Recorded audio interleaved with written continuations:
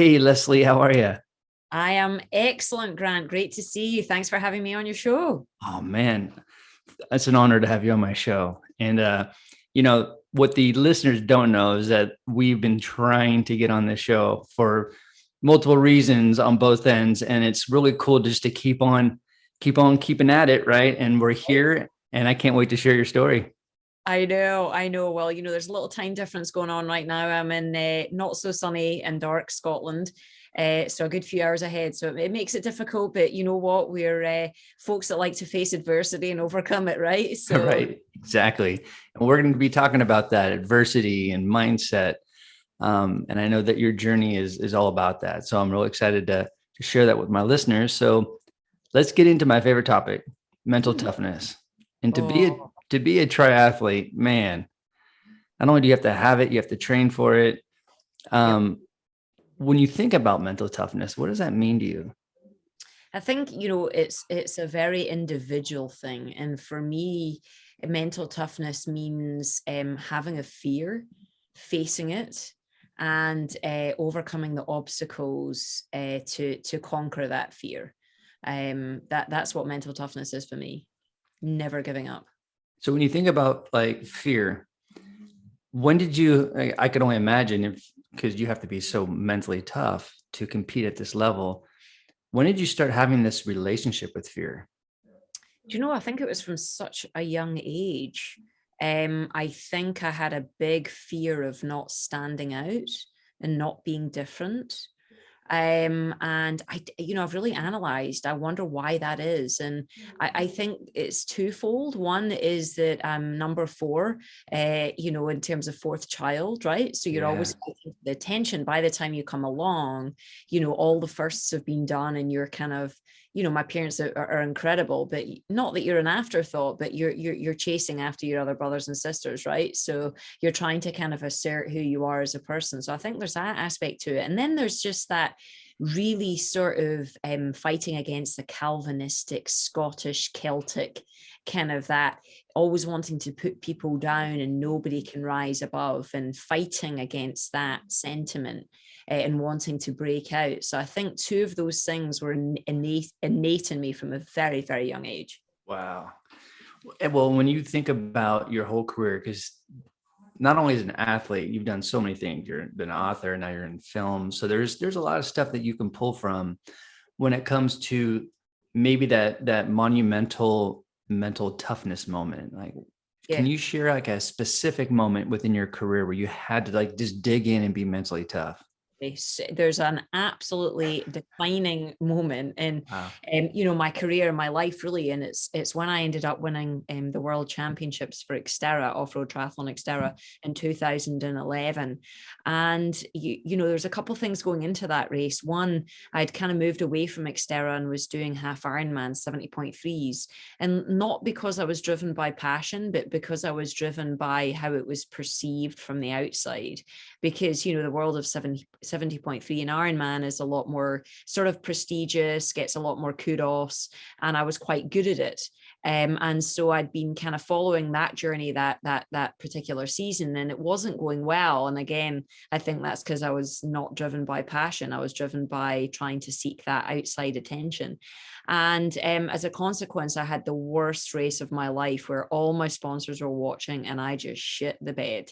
And it Mm. was so awful. And I decided to jump back in the world of Xterra, and I turned up at the 2011 Xterra World Championships. The field was largely open. I had a good chance of doing well at it, and I was very, very fit. And I came out of the swim, which, notoriously in the past has been my nemesis. And I really had a great swim. I was in pole position, feeling great. And I'm like, oh my God, this is my moment. Like, it was a really profound feeling that came over me. And I came out of transition and instantly got a flat tire. And I have never had a flat tire in a race before, ever in my entire career. And it was just one of those defining moments where I had a pity party for about 5 minutes. I managed to fix it and get on my bike. Everyone had passed me, of course, and I was way behind where I should have been. And I just had this pity party. Oh, woe's me, it's never meant to be. I was never meant to be. It's just that real down in yourself feeling. And then I kind of shook it off, and I'm like, you know what? I'm just going to give it everything I've got, and it is what it is. Because to come all the way out to Maui, all the way out to Hawaii, be this fit, and to not give it everything, how does that help me? Wow. And so I just gave it everything, and I came off the bike, I think in fourth, and then I ran up into second, and I came off the bike off of first by 6.5 minutes. And it's only a 10K run in Xterra, albeit off-road. And I ran my way up into second, and I came down the last hill, and I could see the helicopter above, representing that the lead person, of course, was just ahead. And I ended up running into, hang on, I'm just going to close the door. I ended up running into first position in the last half a mile of the race. And it was just totally wild. I mean, it was just what I remember crossing the line and just thinking, I could have just given up. And that has taught me the most valuable lesson of my life. Never, ever give up, no matter the circumstance. Man, that's a beautiful and powerful story, because even before you started this race, you actually had a bad performance, so you could have gave up then. Yes. And so I was very close. Yeah. And then for you to talk about adversity, and I know that you have been trained, obviously physically, you're trained mentally. And, when shit falls apart, it sucks. And so there is a moment to be human where, you get pissed off, you get that negative self-talk. And in that moment obviously it seemed like there was some awareness, like after, I don't know how long you stayed in that negative wheel. What pulled you out? Was it your breath? Was it your training of self-talk? Like, what was it that pulled you to literally shift? I think it's a feeling. So it's a very visceral sense that I have within myself. I'm a very emotional person. And the reason I do off-road triathlon is because I love the feeling of my body as it moves through the terrain of life, through the world. And it's a very, very special feeling.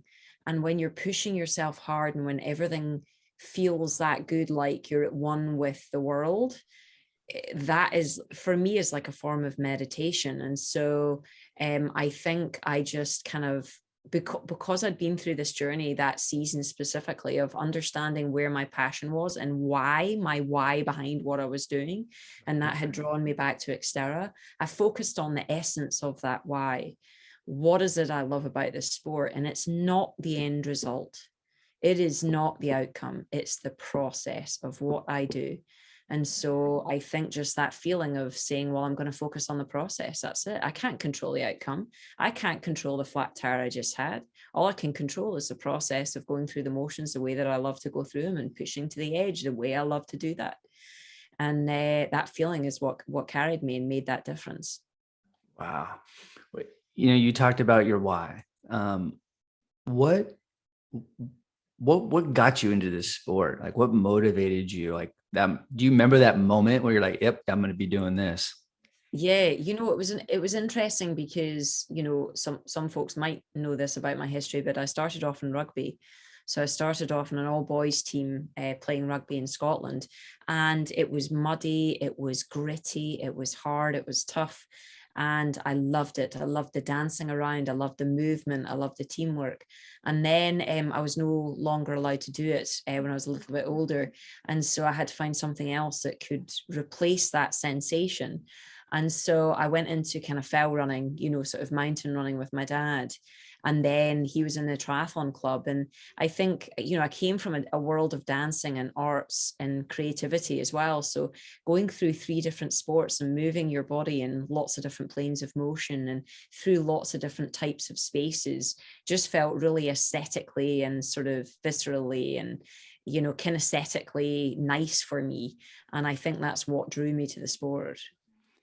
And I sense that you're very kinesthetic. Is that kind of your primary? Yeah, Definitely. me too. It's man, I always say I have these feelers. My tentacles come out. I'm always feeling. It's a great thing for emotional intelligence, but it can get in the way sometimes. But as far as what you were talking about earlier about how you can feel. Yep. In sport, man, if you can feel things, you can feel like whether if it's spatial or if it's internal, it's just, to me, it's a beautiful place to be. It is. And as you said before, right, whether it's emotional intelligence or the ability to self-analyze or self-reflect is a great thing, but also a damaging thing, right? Because Right. you get into that mindset too much, then you're paralyzed and you can't Exactly. move forward. So it's a real intricate balance. Exactly. 100%. I've been there. Yeah. You talked about, when you talk about a triathlon, you said your nemesis was swimming. Out of the three disciplines within a triathlon, like what's your favorite? Like which one what's your strength? Do you know, my strength has always been running, Mm. because that's the background that I came from. And I literally grew up running over the hills of Scotland from a really young age. It was like my solace. I kind of struggled at school, didn't have as many friends as I wanted, just was a bit of an outcast, really. And so running for me was that thing. You put your running shoes on and you go out and you can just be at one with, the land. And yeah, so running is a strength. But it's interesting, I think, just because you're the best at one thing doesn't mean that's the one that you enjoy the most necessarily. And certainly when I've been running well, I have, but I love all the three sports. Even although I've not been as good at swimming, when I've been feeling good in the water, it's incredible. It's addictive. It's amazing. So, I think it just flits in and out, and you love them each individually for their own reasons. Well, when you think about, I think any part of a triathlon, those three sports, it's grueling to train for especially what you've done. What is your relationship with pain? Oof, yeah, it's weird. I think I crave it. I think I definitely set up a pattern of kind of mental behavior where I coped with life by sort of inflicting pain. Like I wasn't, not allowed pleasure before you have pain. And of course, you have that deficit model. Pleasure is a lot more pleasurable if you experience something of deficit that you don't like. Right. And so I think I've had success in life by metering it out like that. Again, though, that isn't always healthy because you seek out pain, in whichever form. So, it's a good relationship. It's made me successful, but then finding a place of either silence or being, a content is tough. Right. I'm a striver, but yeah, pain is a weird one. It changes, it morphs. Yeah. I was talking to a triathlete. This is a long time ago before I was doing my show. And he was telling me that one of the things that he used to tell himself as he was feeling pain was that it was just another experience. And I've tried that on, like for me, but I'm very kinesthetic. So when I feel stuff, I feel it. Yeah. So while I'm performing, if I'm working out and I'm feeling that pain and I'm trying to move through it, for me, it's a little bit more difficult to say it's just another experience and keep on moving on. So like when you shift and when you're feeling that pain, how do you shift? Or do you just embrace it and keep that pain with you as long as you're performing? I think I face the pain. Mm. I give it a voice, I give it a color, I give it a texture. I imagine it. I sort of go hand in hand with it, I think. Yeah.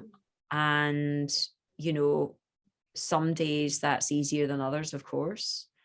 But even when it's hard, I sort of there's always something good to be found out of appreciating it. So even when it feels really bad, I know that that's changing my brain in some way. The neuroplasticity of the brain, it's rewiring it, it's helping to sort of, improve things, improve tolerance. So I think, no session is a bad session, you know. So yeah, I think it's just your relationship with it. And I know, especially it might be different when you're swimming, but I know with biking and running, or maybe I could be totally off, but like when you're competing for hours at a time, your mind and body are going to go through things. So Yeah. you're going to drop into that associative thing where you're connecting with your breath, you're feeling your body, you're feeling your rhythm, your cadence, all that. And then there's times where you need to maybe check out a little bit and take a break, but keep on going. Right. Is that kind of paint the picture of when you're actually running or biking? Definitely. And I think really you develop the skills of coming in and out of lots of different states by training in lots of different states. Mm, And I think that's what most people don't quite realize, is how much training it takes to mentally be able to cope under any situation that might arise in a race, or to master any state that you need to be in. So, whether that's zoning out, whether that's being in touch, I think, through 30 years of training and racing, I've really sort of experienced pretty much everything. So, right. I can have a good sense of that. But again, that sort of that adversity, that mental toughness, it comes through training. And it's really interesting, whether it's coaching athletes or being an athlete myself or talking to other top professionals, is that the resiliency that you build by putting yourself in increasingly tougher situations is just unbelievable. And most athletes, either their coaches are too scared, or they're too scared, or their data tells them they shouldn't, or any one of those things. And they're in my eyes, of course, you need to be aware of all of that, whether that's overtraining or injury, but pushing to the limit mentally, it just has such massive bonuses to it. Wow. And do you think because that you've trained in so many states that, see if I can get this right, because there's you have a lot of world champion titles here. So, since you've won the 2011, 12, 18 Xterra world champion, you also won the 2012 and 18 ITU Right. cross triathlon world champion. Yep. So for you to have all those world champions, like you have to go through all those states. Is that a fair statement? Oh, 100%. And, I've been through some massive swings in performance across my career. And I've dealt with a lot of health issues, chronic Lyme disease, chronic health issues, depression, anxiety, chronic injuries, you name it, I've had it. And so, I won those titles 11 and 12, and then had a big break till 18 in terms of winning, right? So, and through that time, I literally was in a place where I couldn't get out of bed and had so much pain, I couldn't sit down. So I've been really to the top of my career, all the way to the bottom, back to the top, and everywhere in between. So, it gives you just this wealth of experience to draw upon, and amazing sort of humble gratitude as well for what you can do. Yeah. It's like you experience, like I always talk about range when we Yeah. experience life. What kind of range do we have? And when you look at all the experiences, all the failures, all the successes, all of that, like you have so much range, Yeah. It's right? it's wild. I mean, when I think about some of the races that I've been on the start line for, where I've just been absolutely just either ill, sick, feeling terrible, injured, not being able to run for months, but you're having a race and then you go out and you still win, or you don't and people expect you to, and you have to sort of justify it without disrespecting your competitors, or, being in the best shape of your life ever and then delivering. That's amazing. Or being in the best shape of your life and not delivering, and that sucks. Mm. Um, yeah, it's fascinating, all the different mental states that I've been in, really. Well, when you think about all the world champions or championships that you've won, what's the one that means the most? I know that you talked about 2011 and kind of overcoming adversity in the midst of that, but what's the one that means the most to you?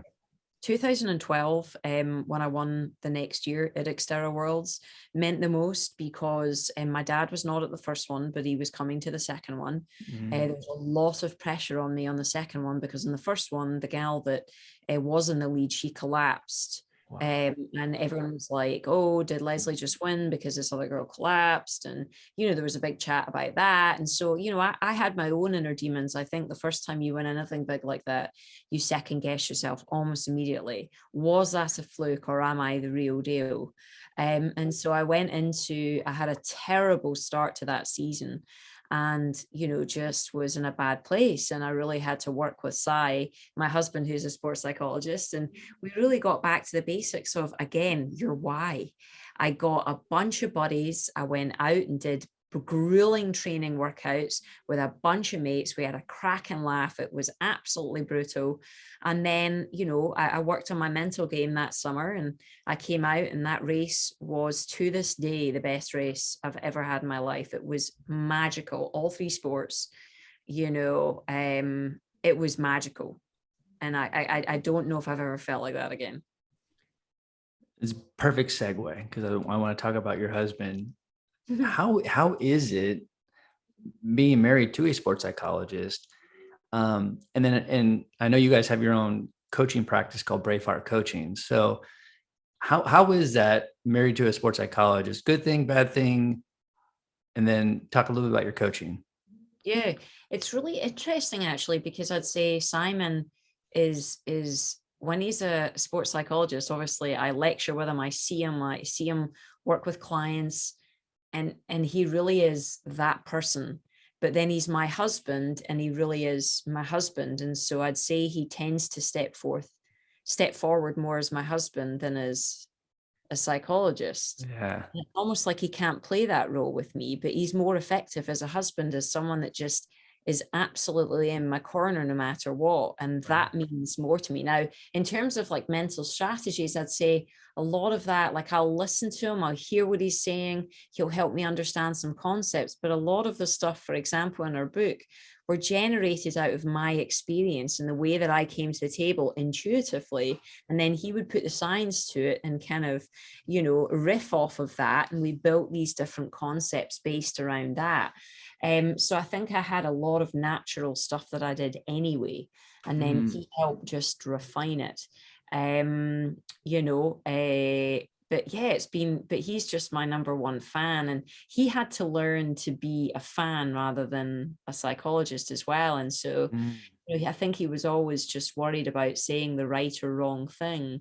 And then when he realized that all I wanted was to see my husband on a race course, and for him to just have a couple key words that he knew were right for me. And now he gets so excited and so nervous. And, he's like a giggling little girl when I win, and it's great, Yeah, it's huge. It's awesome. What's great to hear is especially when I'm working with athletes, is like understanding our role and in relationship, because being an athlete, there is a relationship that you have with your sport and training and all sorts of things. And I think a lot of athletes, what happens is that their identity gets so tied into their sport that they don't know, like, your sport is what you do. It's not who you are. Right. And the more that we can understand our roles, and we can know in the moment how to switch into the role. So being a husband, being a sports psychologist, that's huge. It's so hard. And one of the biggest things, we wrote about this in our book, is having an alter ego.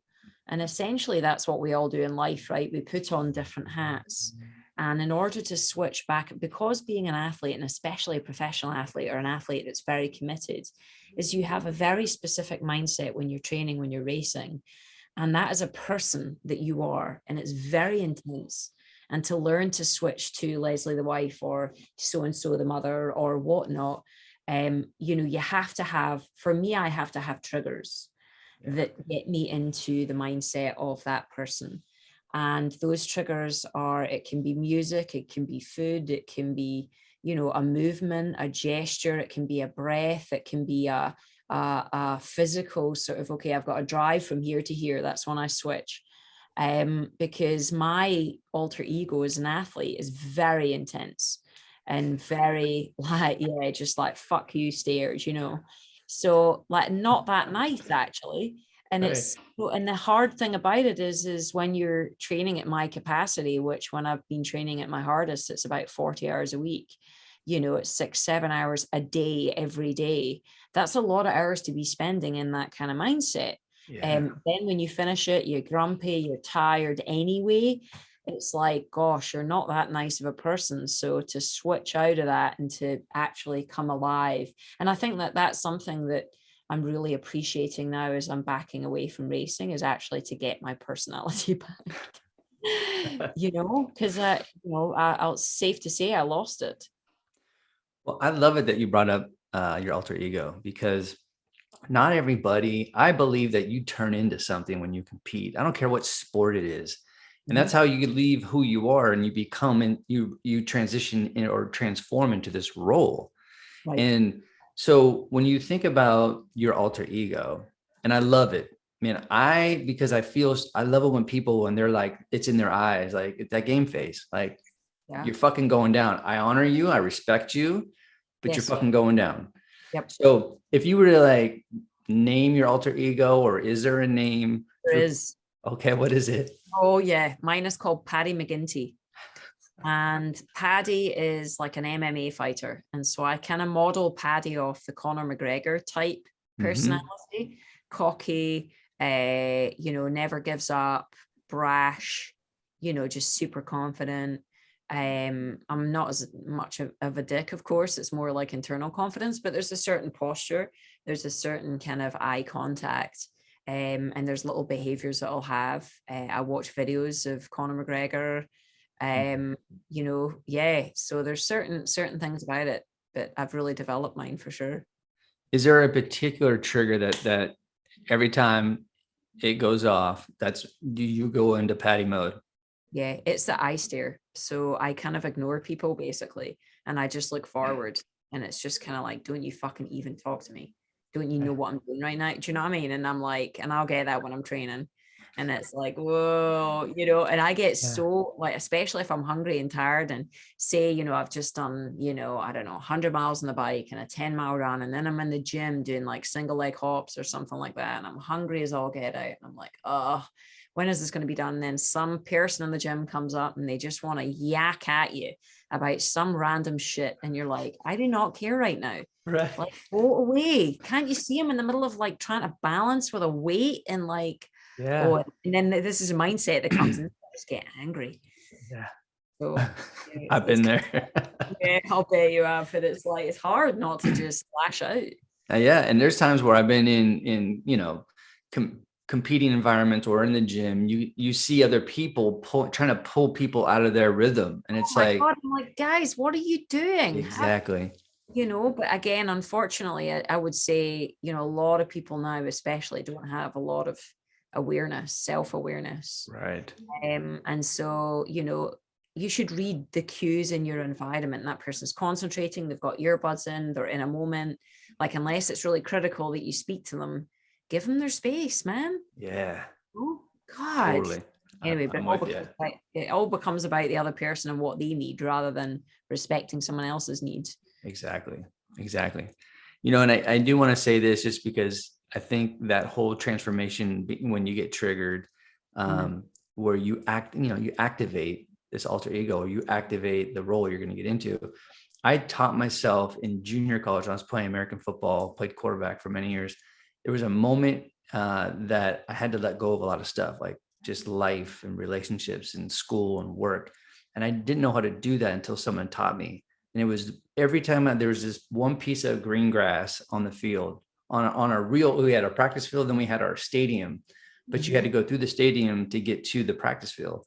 So every time I was touching that green grass, it was like, I would let go of stuff. And it was just, I was slowly with each step, but just turning into this football player. And it accentuated it game night, because we played at night. So at night, lights on it, lights and everything. It just it was like the spotlight. So every time I hit it, now I could be at any stadium, didn't have to be my home. And that was my trigger, every green grass. Now, when I work with athletes, I don't care what sport, it could be field hockey. I can step on that grass and I get activated. Still. That's amazing. That's hilarious. That's so funny. My trigger, I call it the white line. So, on a road where you have the white line. Yeah. And I say to myself when I feel like I'm losing my focus, where's my white line? And I feel like that's my power, my power once I'm in it. Yeah. It's that sort of, like going through time and space or something. Yeah, that's mine. I love that's a great one. I'm going to use that one. It's great. Yeah, where's my white line? Is it now? Let's talk about your book a little bit, but is that in your book as well or no? I don't think it is actually. I don't know that I've actually spoken about that before. Yeah, I don't even know that Si would know about that one. Oh, so okay. You guys are getting the exclusive on the white line. I love it. So the Brave Athlete, obviously one of the catchiest lines, titles, the Brave Athlete, calm the fuck down. Hey. So obviously I know why you wrote this song or why you wrote this book, but for you, like, what was the motivation? Like, what do you wanted the readers to get away when they're done reading your book? So I really wanted a light bulb to be switched on about how our brains actually work. Because we set out in the book and we break down the brain mental model. So why is it that we have thoughts and feelings that we don't want? And I think just by using that as a genesis for everything, all of a sudden people go, oh shit, so it's not just me.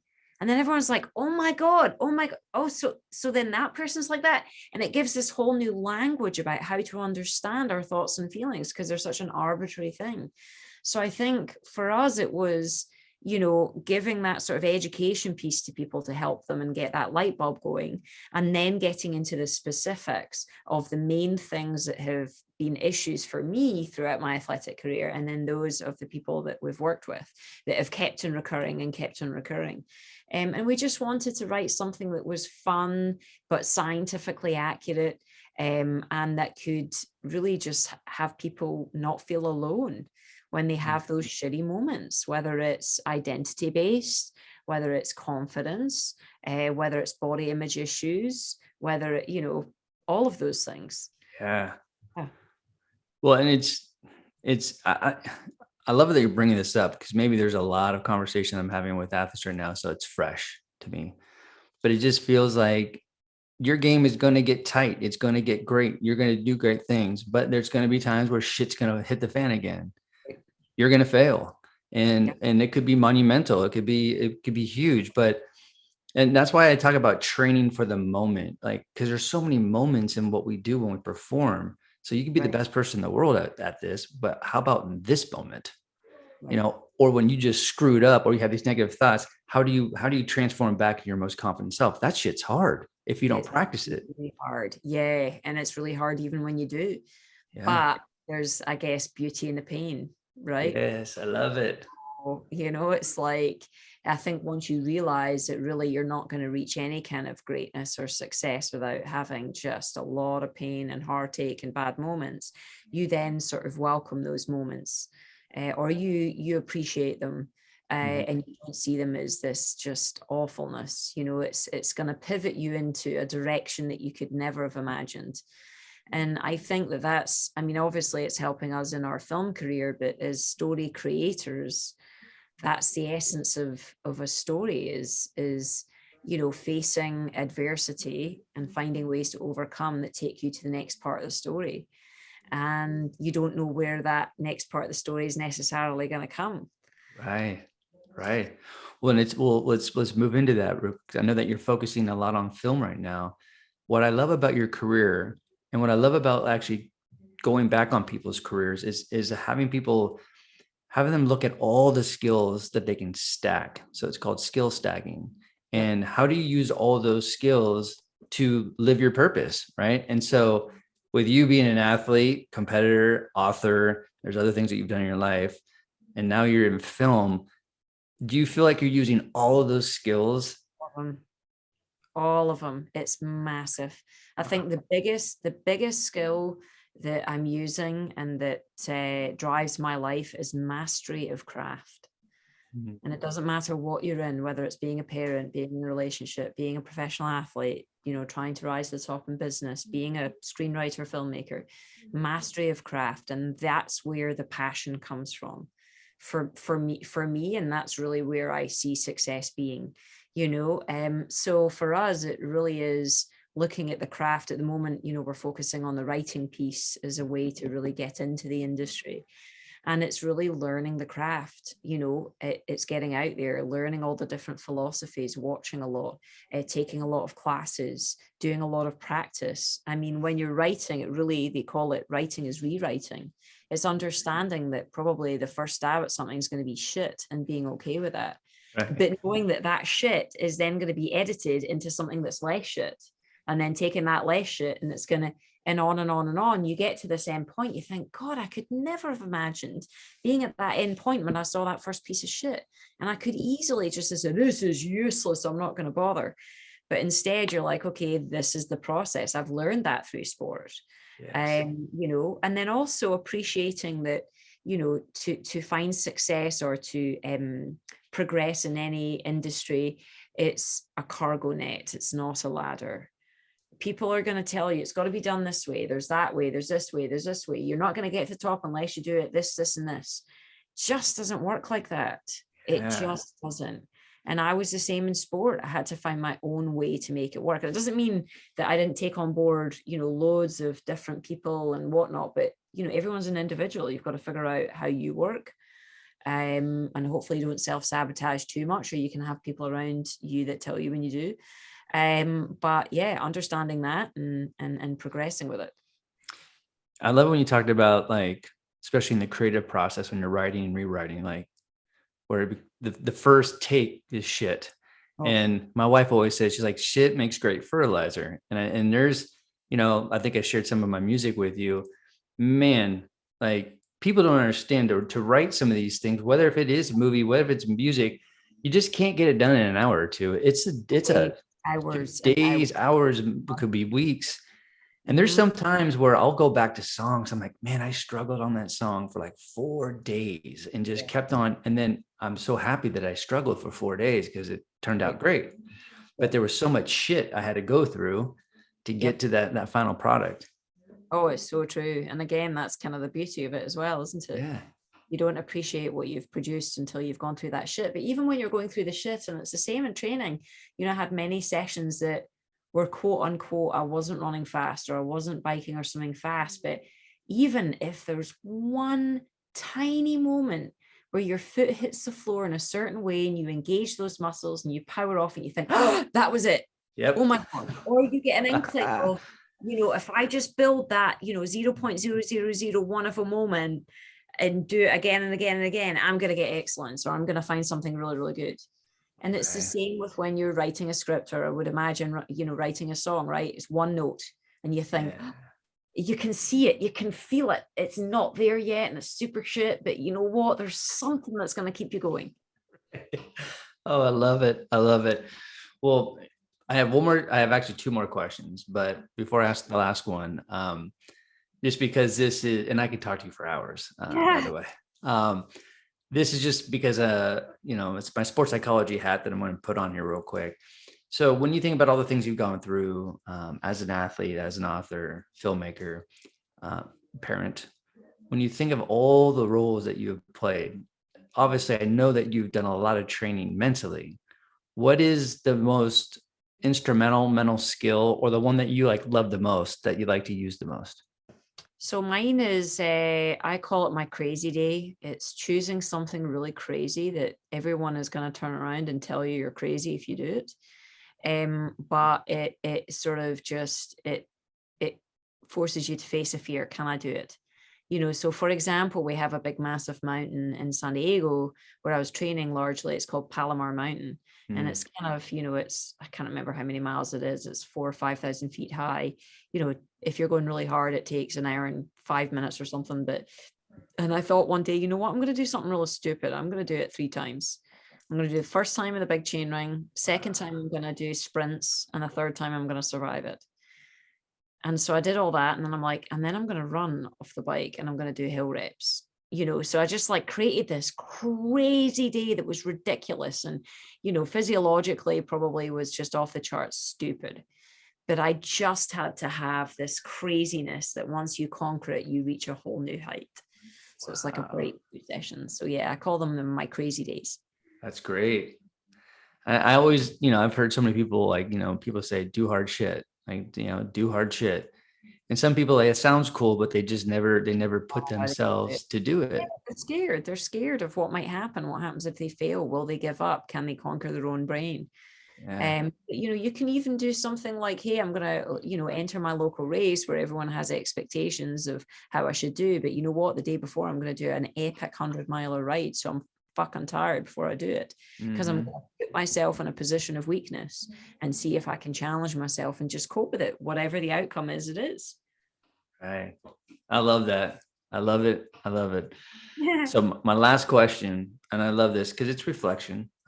It's how I think how we gain wisdom to reflect on our performances in our life. So when you think about your whole career, what do you think you've learned the most about yourself? That I struggle to be content. I'm always striving. Yeah, I think probably what I learned or what I would have done differently, maybe that's a different way of answering it, is I would have patted myself on the back and really enjoyed the moments of success more and relished them. I was so worried about reproducing the next moment that I forgot to, acknowledge the moment I was in. Wow. Wow. Awesome. Thanks for sharing that. That's great. So how do they connect with you, learn more about what you're doing with your films, buy your books, all sorts of good stuff? How do they get to Yeah. you?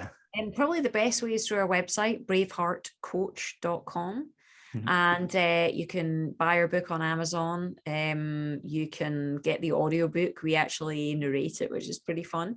So a Awesome. lot of our athletes do that just so they can hear our stupid accents while they're training. And then, you can fill out a form on our website and I'll speak to you on the phone. And I just like hearing from people, no matter what it is, whether it's a crazy health issue or something about film or whatnot. I just like, reaching out to people. That's awesome. Lesley, this was, again, I could talk another hour. Thank Well, you we'll do so it much. again sometime. Oh, we We'll do will. it again. Hey, We will. are we going to jam in LA when we move up there? Heck yeah, we will. Yeah, I don't play shit, but who cares, man? I'll just come and watch you jam. How's I've about got a that? few of them right there. Great. I can just watch and learn, man. I love it, Great. man. Thanks. Yeah, I think your energy and just your breadth of knowledge of how to compete and how you went through it. To share that with my listeners, it means a lot. Great. Anytime. Awesome.